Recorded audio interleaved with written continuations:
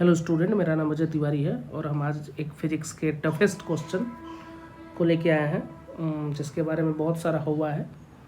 सो आज हम देखेंगे कि ये क्वेश्चन हम कैसे इजीली सॉल्व कर सकते हैं।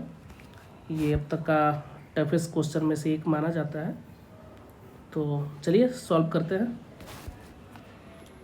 So two thin circular disc of mass Mn4m having radii A and 2a।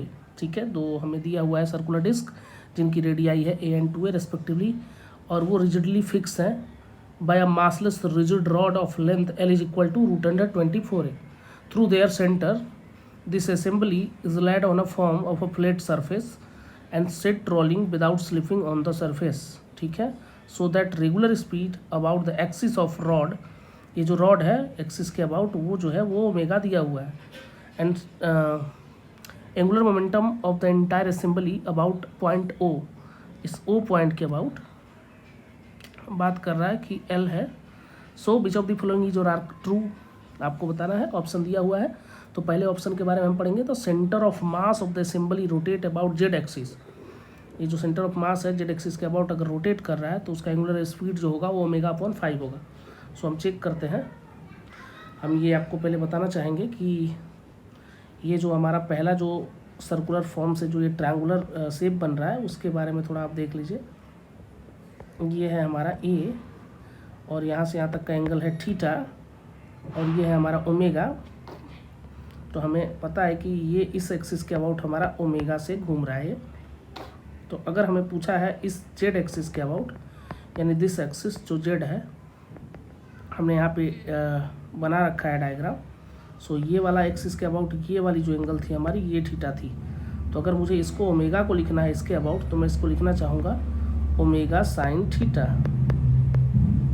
So omega naught मैं मान ले रहा हूँ सेंटर ऑफ मास के अबाउट, वो आ जाएगा ओमेगा साइन थीटा। ओमेगा तो ठीक है, साइन थीटा की वैल्यू यहाँ से आ जाएगी। ये साइड A है और ये यहाँ से यहाँ तक L है, डायग्राम में आप देख लीजिए। सो मैं इसको बोल सकता हूँ, अगर ये राइट एंगल ट्रायंगल है, सो A² plus L², so sine theta हमारा हो जाएगा A/√A² प्लस L²। L की वैल्यू क्वेश्चन में पहले से दी है √24a।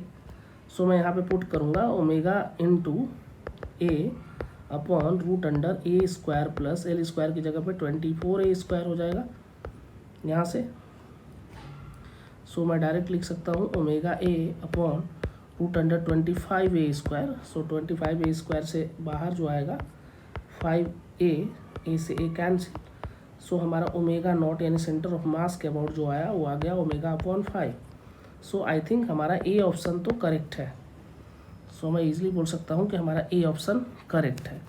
B के बारे में बात कर रहे हैं। B, the magnitude of angular momentum of the centre of mass of the assembly about the point O is 81 ma² omega. Check करेंगे इसको, B ऑप्शन को हम चेक करेंगे। सो B ऑप्शन के अकॉर्डिंग मुझे अगर एंगुलर मोमेंटम L लिखना है, सो मैं लिखूंगा नेट एंगुलर मोमेंटम। ये पहले वाले का लिख देता हूँ, इसको L1 मानता हूँ, इस वाले को L2 मानता हूँ। सो नेट एंगुलर मोमेंटम अगर मुझे लिखना हो तो मैं लिख सकता हूँ L1 प्लस L2। ठीक है, सो पहला वाला लिखूंगा R1, पहले वाले के डिस्टेंस अगर मैं R1 मानूँ तो R1 क्रॉस P1 हो जाएगा, और दूसरे वाले के लिखूंगा R2 position vector cross P2। R1 की वैल्यू मुझे पता है, यहाँ से यहाँ तक का जो पूरा लेंथ है L है, और यहाँ से यहाँ तक का पूरा लेंथ जो है वो 2L है। सो मैं लिखूँगा L, और ये हो जाएगा, अब क्रॉस प्रोडक्ट लिख सकते हैं बट सो दोनों परपेंडिकुलर है तो कोई मतलब नहीं है। LmV1 प्लस इसका लेंथ दूसरे वाले का 2L था और मास 4m था इंटू V2। सो डायरेक्ट हम यहाँ से लिख सकते हैं Lm, तो ठीक है, V1 की जगह पे हम क्या लिखेंगे V=R ओमेगा। तो यहाँ से यहाँ तक का रेडियस A है तो A ओमेगा, और V2=R ओमेगा। यहाँ से यहाँ तक का पूरा रेडियस जो है इस वाले सर्कुलर डिस्क का 2a है, सो 2a ओमेगा। तो V1 होगा A ओमेगा और V2 होगा 2a ओमेगा, बस ये ध्यान रखना है। V1 होगा A ओमेगा और हमारा V2 जो होगा वो होगा कितना 2a into omega. So finally हम इसको लिख सकते हैं Lm omega A, Lm omega into A plus ये होगा 4 × 8 × 16 L M omega A. So आ गया हमारा 17 L M omega A. L की जगह पे मुझे पता है क्या रखना है, √24 रखना है, एम ओमेगा √24 सो यहाँ से आ जाएगा हमारा, सो यहाँ से हमारा आएगा 1724 की जो वैल्यू आती है वो लगभग कितनी हो जाएगी, 2√6 17 इंटू 2√6 ए स्क्वायर, हाँ ये बचा हुआ था इसका, ए स्क्वायर ओमेगा इंटू एम। सो हम इसको लिख सकते हैं 34√6 की वैल्यू हो जाएगी 2 point something 2.4 A square M omega.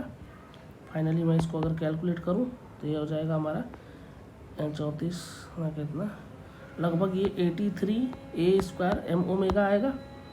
But हमारा बी ऑप्शन जो दिया हुआ है हम देख पा रहे हैं वो 81 एम ओमेगा स्क्वायर है, इस हिसाब से बी ऑप्शन हमारा इनकरेक्ट है, B is incorrect. C check करेंगे हम, सी दिया है the magnitude of angular momentum the assembly about its centre of mass is 17 M A square omega upon 2। Angular momentum की वैल्यू बोल रहा है सेंटर ऑफ मास के अबाउट, पहले बार में वो पॉइंट के अबाउट हमने चेक कर लिया है, सेंटर ऑफ मास के अबाउट चेक करेंगे जो कि 17 M A square omega upon 2 है। सो सी ऑप्शन चेक करेंगे, सो सी ऑप्शन हमारा लिखते हैं, हमको लिखना है net angular momentum about centre of मास। तो मैं लिख सकता हूँ इसको अगले तरीके से, क्या मैं इसको लिख सकता हूँ I1 omega 1 plus I2 omega 2।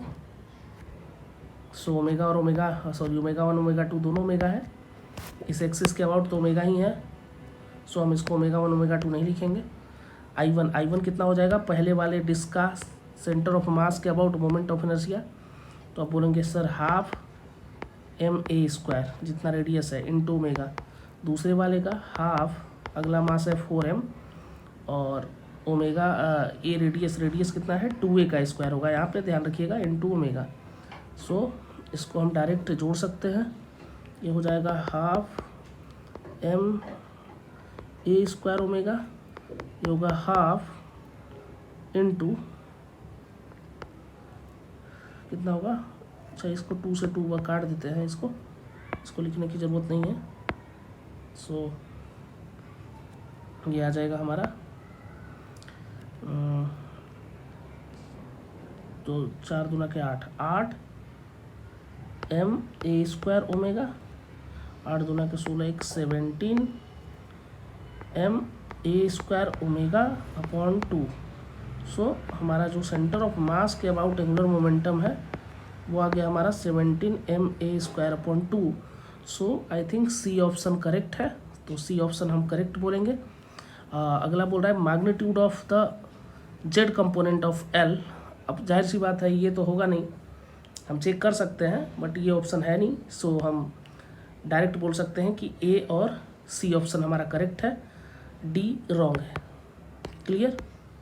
So A and C option correct.